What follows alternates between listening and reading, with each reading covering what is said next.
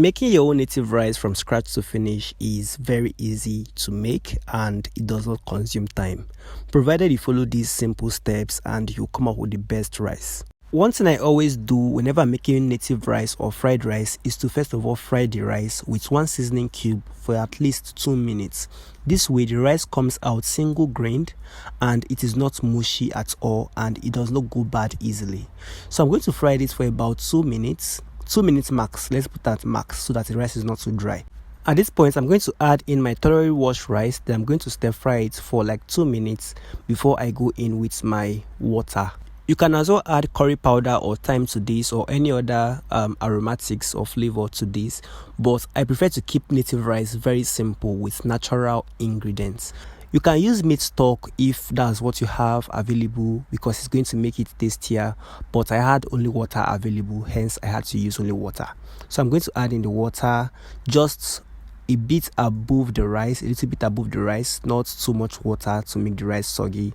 Then I'm going to cover this with some foil paper so that it can trap in the steam without having to cook for too long or with too much water.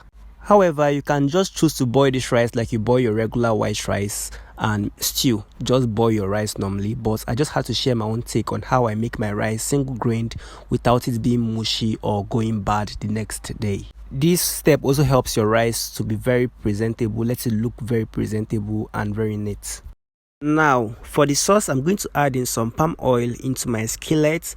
Then I'm going to allow that heat up for a while. Then I'm going to add in my beautifully sliced onion. See guys, do not be stingy when it comes to onion. Add in enough onion, but if you don't like onion, if you are the type that doesn't like onion, then you can blend this or you can choose to just add a little bit, but onion is a game changer in this. Then I'm going to stir that well to combine for about 1 to 2 minutes. Let the onion be a bit translucent before I go in with my locust beans. Locust beans actually gives this a beautiful flavor. It is usually very tasty in this. After about 1 minute of adding the locust beans, I'm going to add in some smoked Panla. You can use any other fish of your choice. Then I'm going to add in some Pomo or cow skin. Then I'm going to add in some partially cooked snails. Then I'm going to mix everything well to combine and fry for about 3 to 4 minutes. This frying process must not be skipped. It is very important as it helps activate the flavor of the fish and the pomo, everything. Then at this point, I noticed that the oil in this will be too small to cover the rice, so I had to add in a bit more. You can see what I did. I shifted the contents in the pan to one side, added in the palm oil, allowed that to heat up a bit so that the taste does not tamper with the partially cooked palm oil in the pot before. So I had to do that and I mix everything well to combine and continue frying. You see that cooking is a science. This is an evidence. So fry everything well to combine. Then you want to add in just one more seasoning cube. I've not added in one before. It was in the rice I added, so I just added in one into this. Then I'm going to mix everything well. You can see that I've not added in any flavor or curry, thyme or anything to this. I'm not adding that. I want it natural, so I'm just going to mix everything well to combine. Then I'm going to add in my pepper base. This is just a combination of tomatoes, more of bell peppers and long peppers with Scotch bonnet peppers. Then I'm going to give that a good mix and fry that till it is very dry. You do not want it partially dry, you want it very dry. Let it dry completely. After frying for a long time, the sauce is dry already. I'm just going to season with some salt, mix everything well to combine, and it is perfect. Native rice doesn't require too much seasoning. It doesn't require too much salt or too much nut cubes. Just a little goes a long way. So just take note of that. Now back to our rice. You can see that the rice is well cooked, very, very fluffy, and it is dry already. Everything is good. I'm just fluffing out the rice at this point. The best thing to do is that whenever you're making your sauce, make sure that your rice is on the heat already. It's already boiling, so that once the sauce is ready, the rice is ready, everything goes in at the same time. So I'm just going to add in the rice into the sauce at this point. And another step you must follow, you don't have to miss out on this, is that you don't add all the rice at once. You add it gradually so that the sauce can mix well with the rice. So if you notice that the rice is too much for the sauce, then you don't add.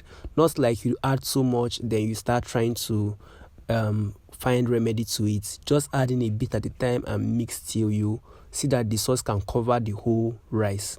So you can see me adding the remaining rice, and the sauce was enough to cover the rice. Imagine if I had not added in that oil at that point, it wouldn't be able to cover up the whole rice. So everything is perfect. I'm just going to mix everything well to combine. So you still have 3 more things to do to achieve the perfect native rice or palm oil rice recipe.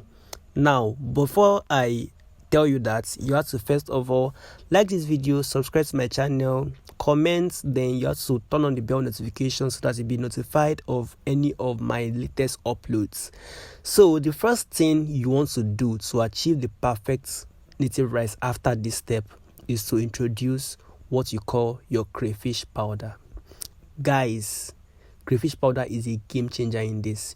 You can choose to add the crayfish powder in the sauce before you mix it with the rice, or you can add it at this point, but I prefer to add it at this point because it helps to keep the freshness. It is usually really nice. But if otherwise you don't like crayfish powder, or you don't like crayfish at all, or you don't like fish, you can totally skip it and your rice will still come out banging really nice.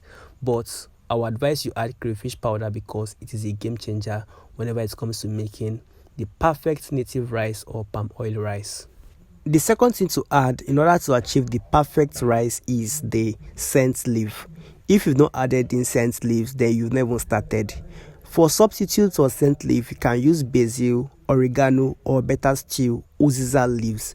Uziza leaves or scent leaf, they go hand in hand, but you can as well use basil or oregano if you are not in Africa or Nigeria. Then you want to make sure that you mix everything well to combine on high heat so that the scent leaf starts losing its color, like it starts wilting, it starts turning dark. That's when you know that yes, the flavor from the scent leaf has entered the rice. Now, can you guys guess what the last ingredient is? It is actually boiled eggs. Like, boiled eggs is that protein you must have it with. If you are not having it with boiled eggs, I wonder what you're having it with. At least, even though you're not eating the eggs, just make sure you add eggs to it so that this can be complete. I'm just kidding. It's not a must to have it with boiled eggs, but it is tradition to have it with boiled eggs. So you can actually have it with fish, chicken if you're allergic to eggs. But eggs is a game changer as well to this. So just add the eggs in and mix everything well to combine. Make sure that the sauce touches the eggs as well, and that is it. Do not forget to hit the subscribe button, like this video, share with your friends, family, your loved ones, everyone, and that is it. See you guys in my next one. Love you all.